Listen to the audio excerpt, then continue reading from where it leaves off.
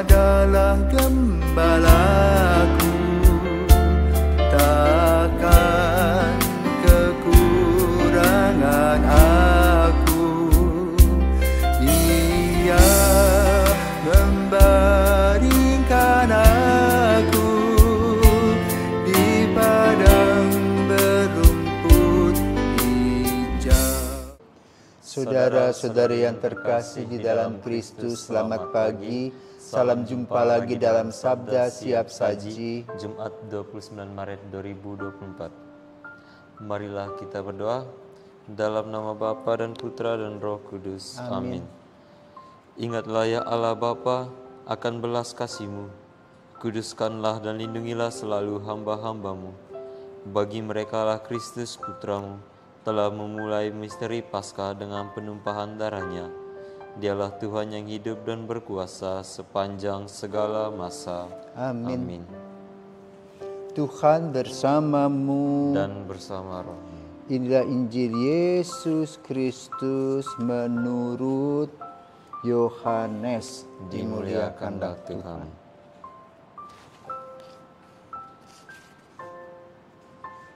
Setelah prajurit itu sorry langsung ya, setelah prajurit ya. Setelah prajurit menyalibkan Yesus, mereka mengambil pakaian Yesus lalu membaginya menjadi 4 bagian masing-masing. Prajurit 1 bagian, jubah Yesus pun mereka ambil, tetapi jubah itu tidak berjahit. Dari atas sampai ke bawah merupakan satu tenunan utuh. Karena itu mereka berkata seorang kepada yang lain, "Janganlah kita membagi jubah ini menjadi beberapa potong, tetapi baiklah kita membuang undi untuk menentukan siapa yang akan mendapatkannya." Demikianlah terjadi supaya genaplah yang ada tertulis dalam kitab suci. Mereka membagi-bagi pakaianku di antara mereka dan membuang undi atas jubahku. Hal itu telah dilakukan oleh prajurit-prajurit itu. Di dekat salib Yesus berdirilah ibu Yesus dan saudara ibunya Maria istri Klopas dan Maria Magdalena. Ketika Yesus melihat ibunya dan murid yang ia kasihi di sampingnya, berkatalah ia kepada ibunya, "Ibu, inilah anakmu." Dan kemudian katanya kepada murid itu, "Inilah ibumu." Dan sejak saat itu murid itu menerima Maria dalam rumahnya. Sesudah itu karena Yesus tahu bahwa segala sesuatu telah selesai, berkatalah ia supaya genaplah yang ada tertulis dalam kitab suci, "Aku haus." Di situ ada suatu buli-buli penuh anggur asam. Maka mereka mencucukkan bunga karang pada sebatang hisop, mencelupkannya dalam anggur asam itu, lalu mengunjukkannya ke mulut Yesus. Sesudah meminum anggur asam itu, berkatalah Yesus, "Sudah selesai." Lalu Yesus menundukkan kepala dan menyerahkan nyawanya. Hari itu adalah hari persiapan Paskah. Dan supaya pada hari Sabat mayat-mayat itu tidak tinggal bergantung pada kayu salib. Sebab Sabat itu adalah hari yang besar, maka datanglah orang-orang Yahudi kepada Pilatus dan meminta kepadanya supaya kaki orang-orang itu dipatahkan dan mayat-mayat diturunkan. Maka datanglah prajurit-prajurit lalu mematahkan kaki orang yang pertama dan kaki orang yang lainnya disalibkan bersama-sama dengan Yesus. Tetapi ketika mereka sampai kepada Yesus dan melihat bahwa ia telah mati, mereka tidak mematahkan kakinya. Tetapi seorang dari prajurit itu menikam lambung Yesus dengan tombak. Dan segera mengalirlah darah serta air keluar. Dan orang yang melihat sendiri hal itu yang memberi kesaksian ini, dan benarlah kesaksiannya itu. Dan ia tahu bahwa ia mengatakan kebenaran supaya kamu juga percaya. Sebab hal itu terjadi supaya genaplah yang tertulis dalam kitab suci. Tidak ada tulangnya yang akan dipatahkan, dan nas lain yang mengatakan, mereka akan memandang dia yang telah mereka tikam. Sesudah itu Yusuf dari Arimatea. Yusuf ini adalah seorang murid Yesus, tetapi sembunyi-sembunyi karena takut kepada orang Yahudi, meminta kepada Pilatus supaya ia diperbolehkan menurunkan jenazah Yesus. Pilatus meluluskan permintaan Yusuf. Maka datanglah Yusuf dan menurunkan jenazah Yesus. Juga Nikodemus datang di situ. Dialah yang dulu datang malam-malam kepada Yesus. Ia membawa campuran minyak mur dengan minyak gaharu. Kira-kira 50 kati beratnya. Mereka mengambil jenazah Yesus, mengapaninya dengan kain lenan, dan membubuhinya dengan rempah-rempah menurut adat pemakaman orang Yahudi. Di dekat tempat Yesus disalibkan itu ada suatu taman. Dan dalam taman itu ada satu kubur baru yang di dalamnya belum pernah dimakamkan seseorang pun. Karena hari itu hari persiapan Paskah orang Yahudi, sedang kubur itu tidak jauh letaknya, maka mereka membaringkan jenazah Yesus di situ. Demikianlah sabda Tuhan. Terpujilah Kristus. Nah, Romo, hari ini kan Yesus telah menjalani sengsara dan wafatnya di kayu salib. Kira-kira apa sebenarnya makna dari sengsara Yesus sehingga dia wafat di kayu salib ini bagi kita semua? Selamat pagi para Pisawan dan Dolfo. Pagi, Romo.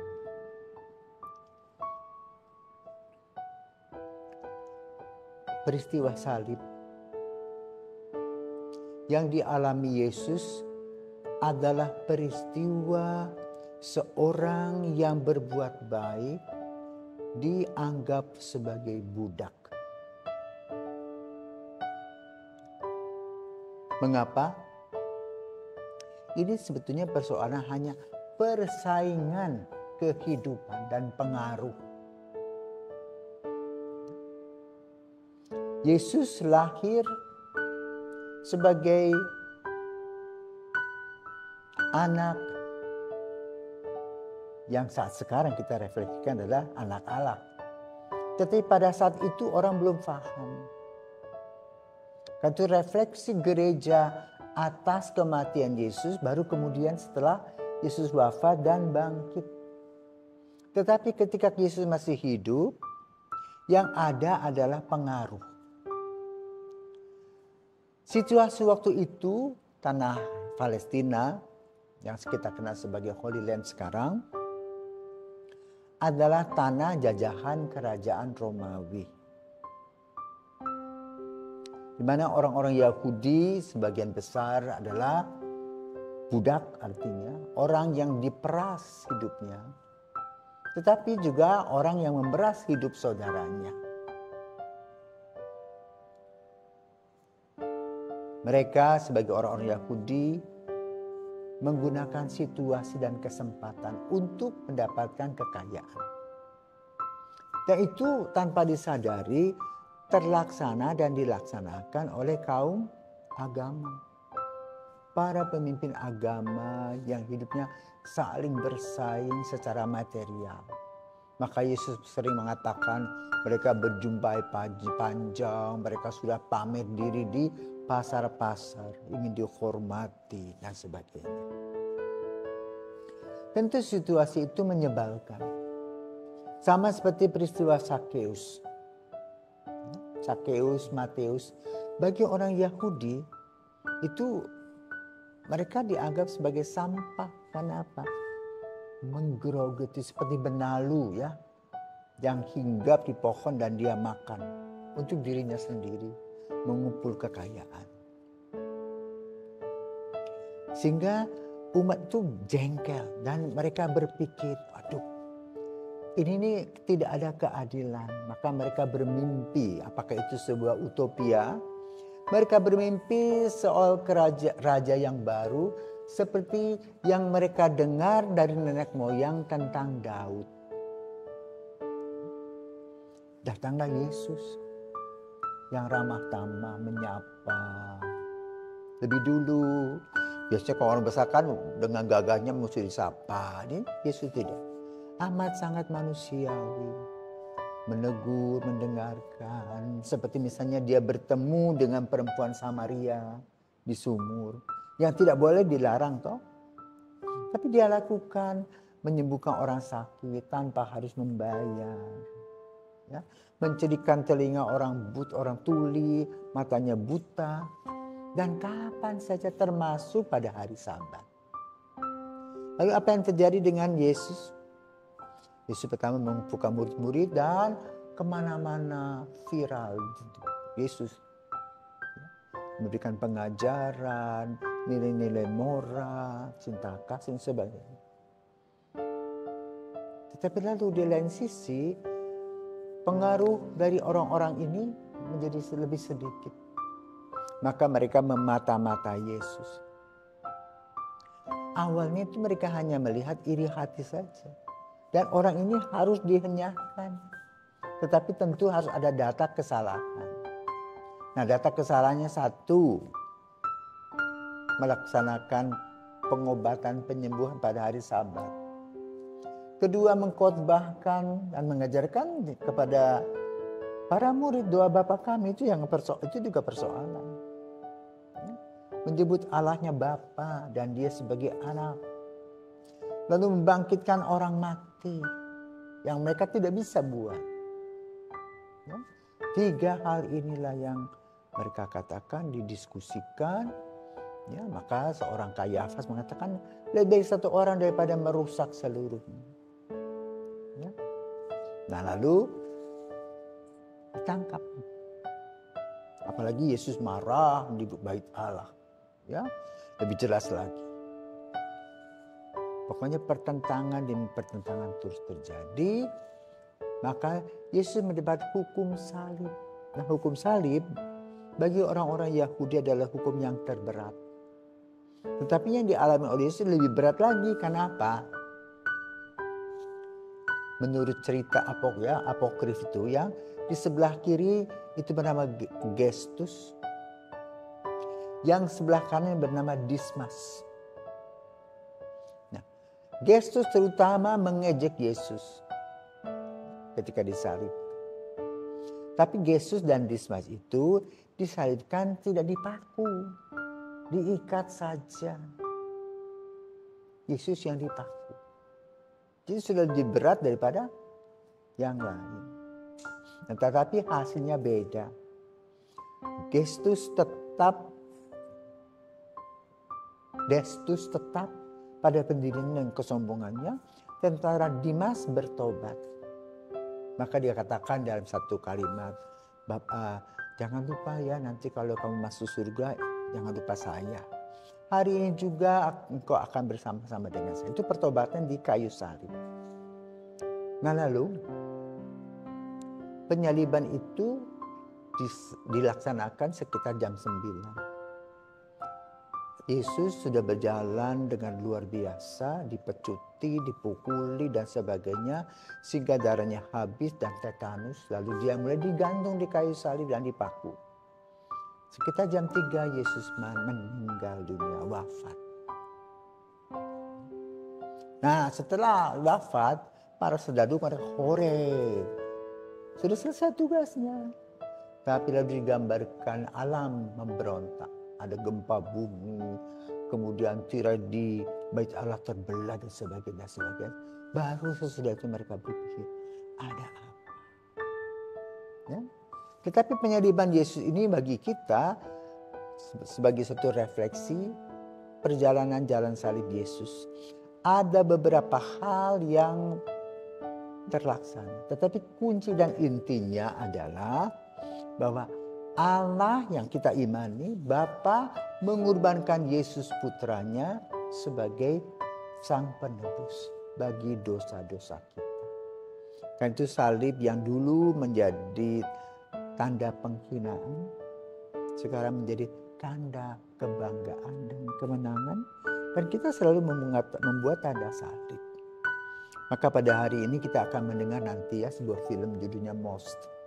Mungkin ketika kita merefleksikan jalan salib ini, kita kurang begitu paham. Tetapi mungkin dengan melihat film itu, ya, kita akan sadar bahwa Bapa betul-betul mengorbankan anaknya demi keselamatan semua orang. Ceritanya adalah seorang penjaga jembatan kereta api.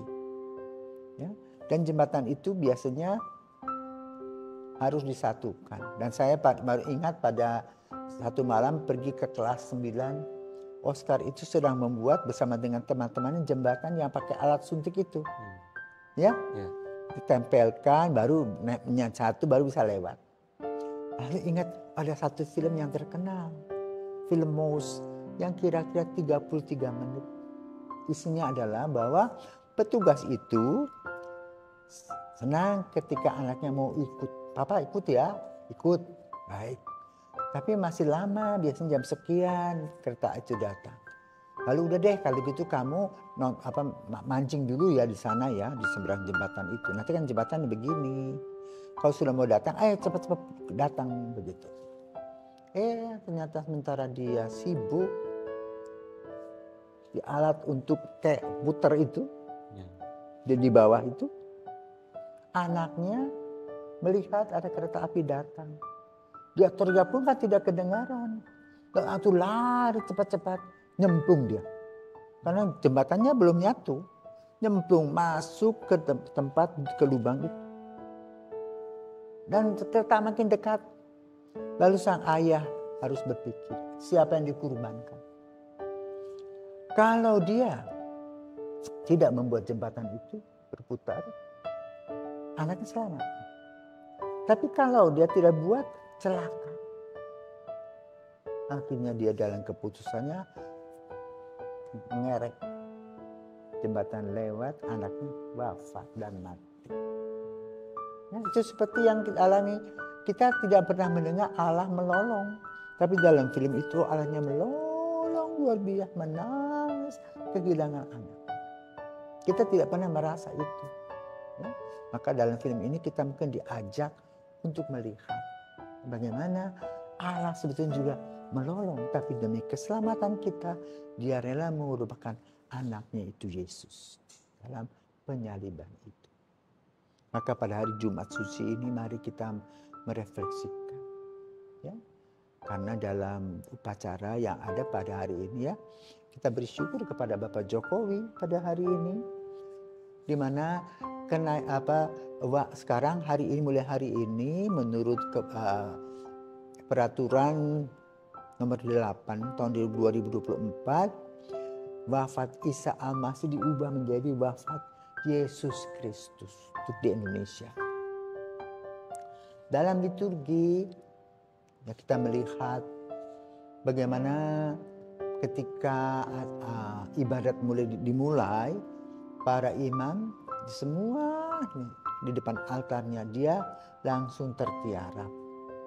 Kemudian berdoa umat, kemudian mendengarkan bacaan-bacaan, lalu kita mendengarkan tentang lagu yang didaraskan Pasio, kisah sengsara Tuhan Yesus. Sudah itu kita cium salib. Nah, cium salib setelah COVID tidak seperti sebelumnya. Cium salib sebelum COVID kita langsung cium, ya. Cium lalu yang putra Allah lap kan begitu. Sekarang nggak perlu lagi, nggak usah cium. Kita bisa tunduk saja atau kita bisa pegang kaki Yesus untuk mencium salib. Dan setelah kita mencium salib, ada sesuatu yang kiranya perlu orang Katolik tahu.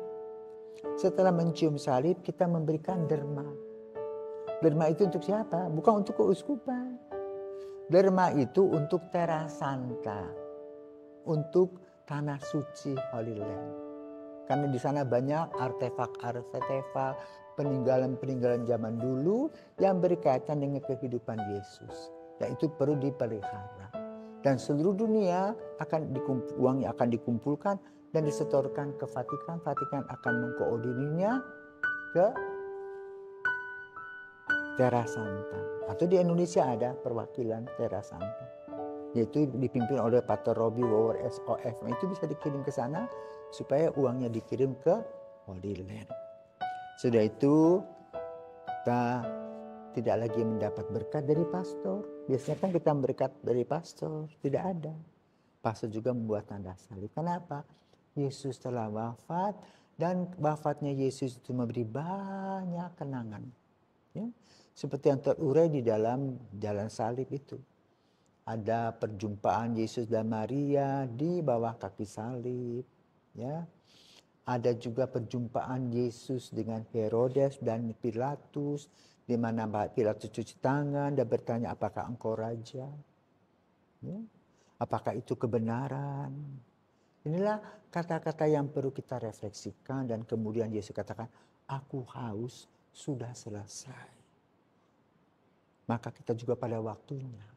Ya, biarpun kita lari kemana-mana, berkeliling dunia, mengumpulkan segala macam harta, pada waktunya kita akan mengatakan apa?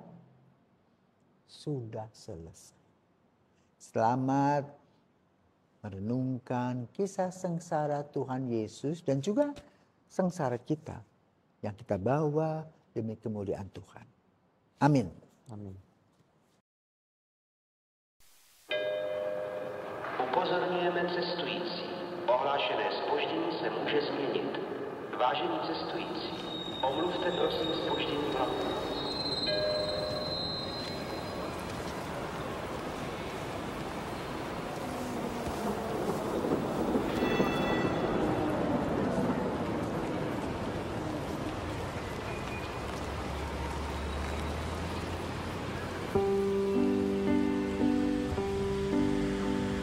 Podívej, polárka. A která? Ta nejjasnější. Vždycky, když svítí, tak víš, že na tebe někdo myslí. Aha. A kdo na tebe myslí teď? Ty.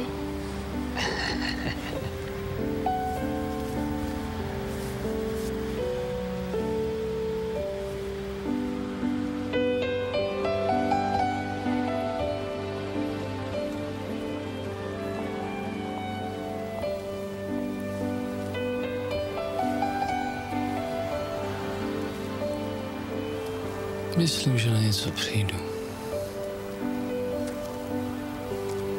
Na něco přijdu, ale na co? Ukončete nástup do osobního vlaku číslo 90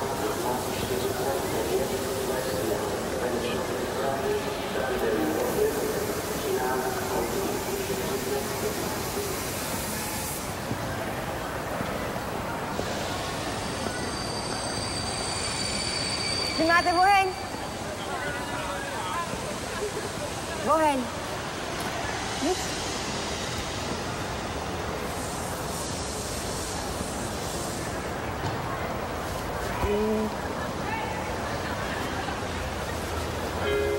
Prosím pozor, osobní vlak číslo 91 44 49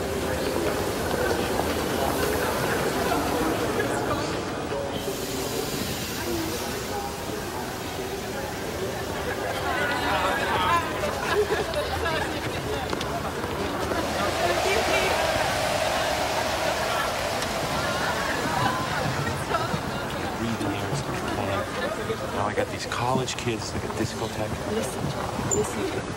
I'm sorry. You are a nice boy, but I'm too beautiful for you. Goodbye, Brad from America. You want one more kiss before I go? Are you kidding?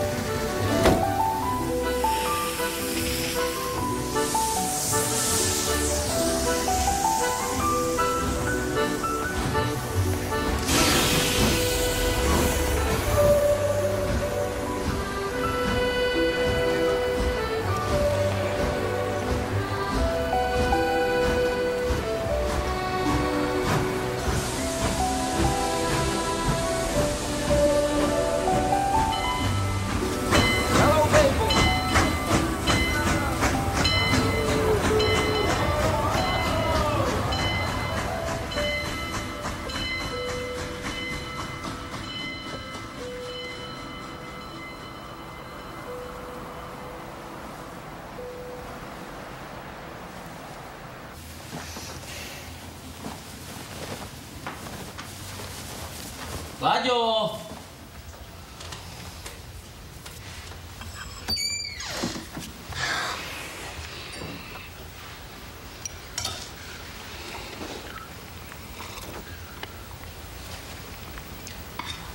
Tati, víš, co se stalo? Nalil si svůj ovocný čaj do mýho zeleného. Jsi měl zelený? No, jako vždycky. No, jako vždy ne.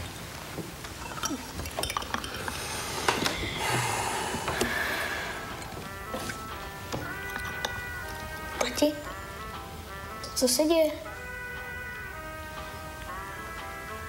Nic. Proč jsi smutný? Nevím. Asi jsem jen tak smutný, víš. Nemůžeš být jen tak smutný, musíš mít důvod. No jo. To je fakt. Chceš říct vtip? Vtip. Jaký z nich byl nejvtipnější? Ten druhý? První, ostatní se opečili.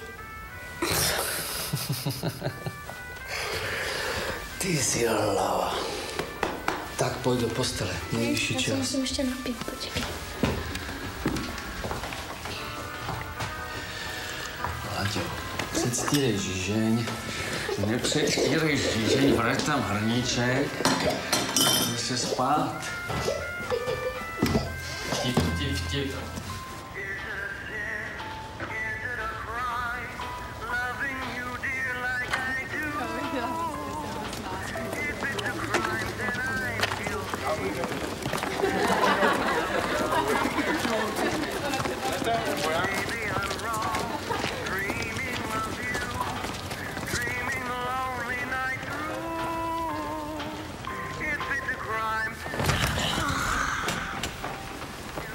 No počkej, pěkně.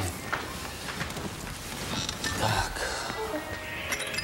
Hele, cilinku dáme na hlavu. A pěkně dobrou, jo?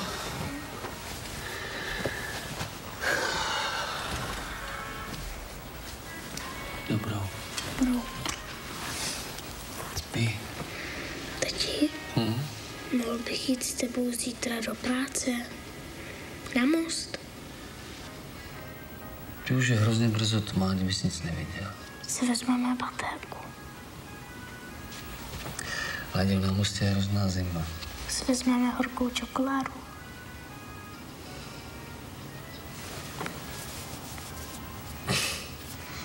Dobro. Sweet dreams.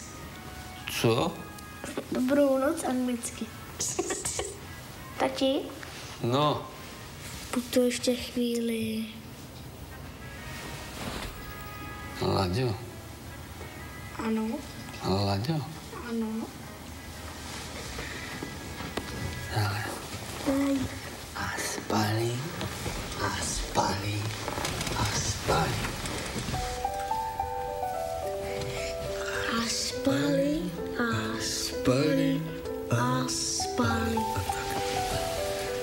A teď doopravdy.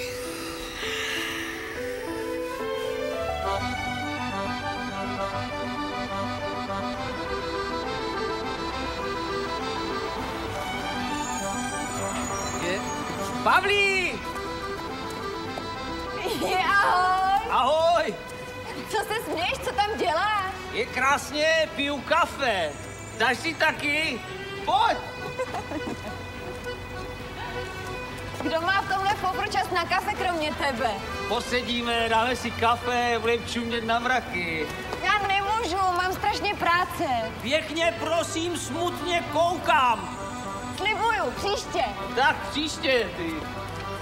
Hele, dneska ti to moc sluší. Jo. Hele, ahoj. Ahoj. Ahoj!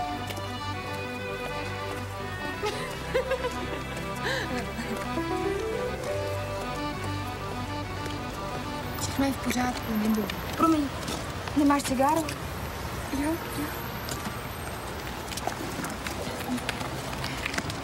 Nechci jít.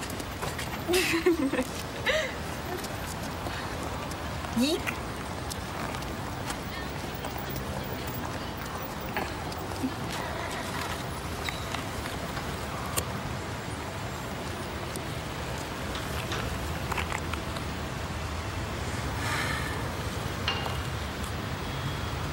Tobě se něco stalo? Mně to můžeš říct. Ester, přestaň se mě pořád na něco ptát. A teď mi to můžeš říct. To si tak sestry říkají všechno, víš? Nemůžu.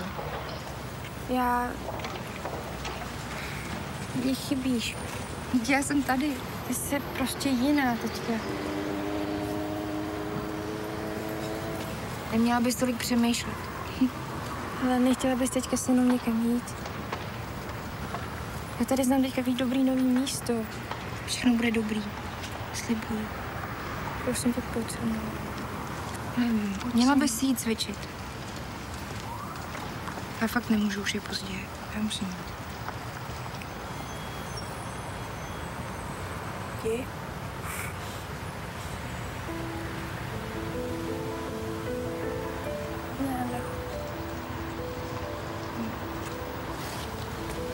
Nechoď.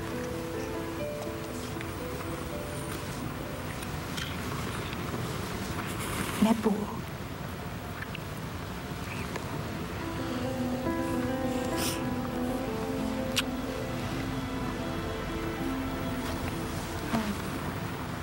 Opatruj se.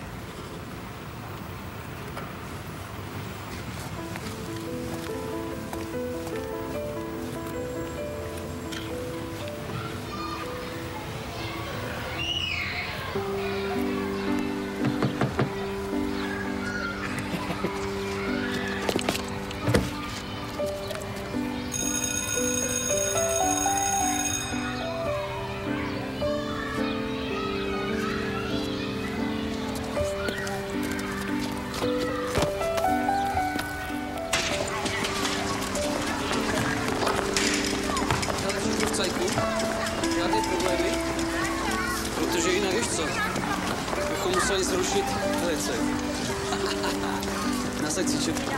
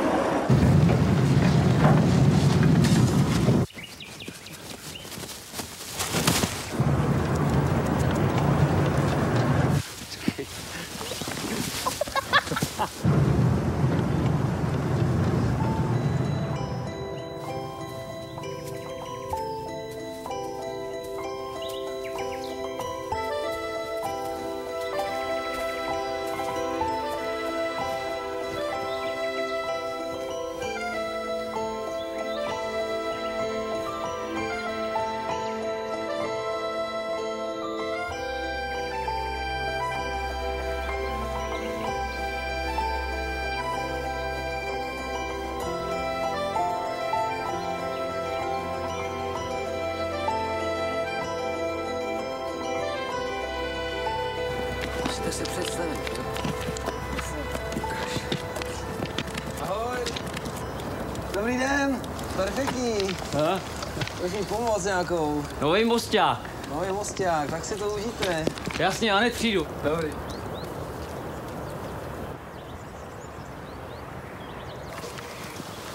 Za hodinu pojede vlak, jo.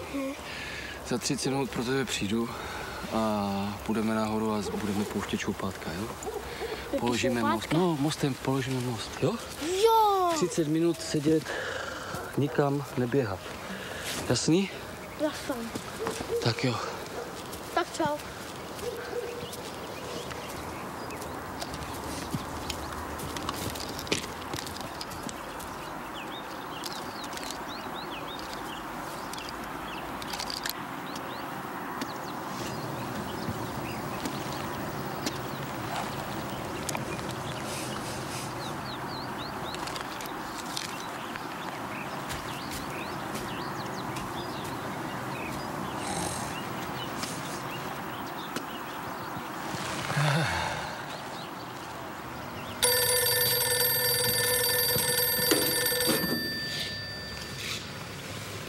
Jo, jasně. Už ho vidím, ten tvůj samovar. Jo? Ahoj.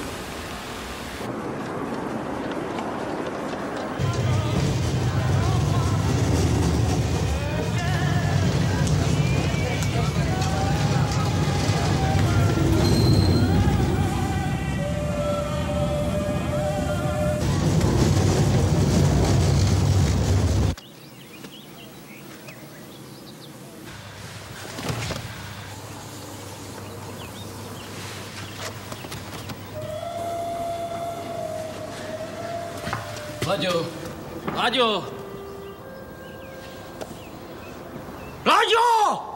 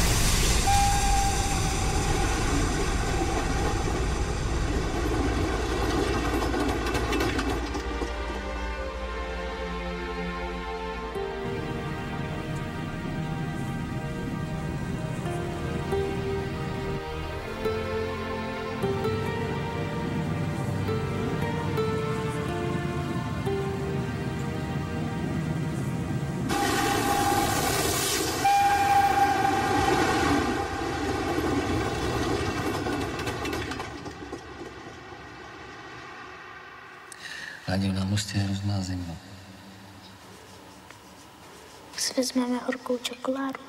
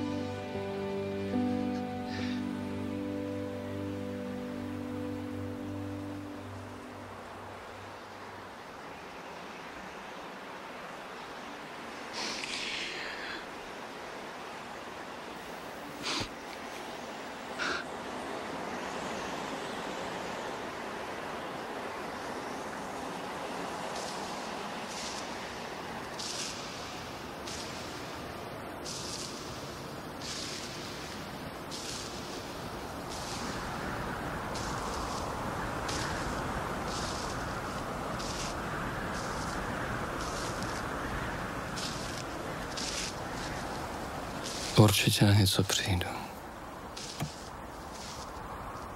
Jasně. Nové město. Nová práce.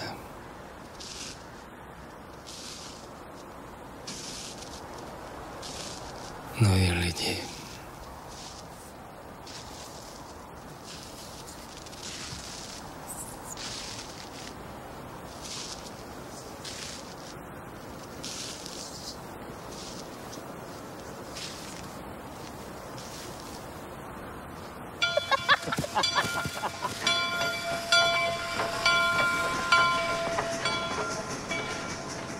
Nové sny.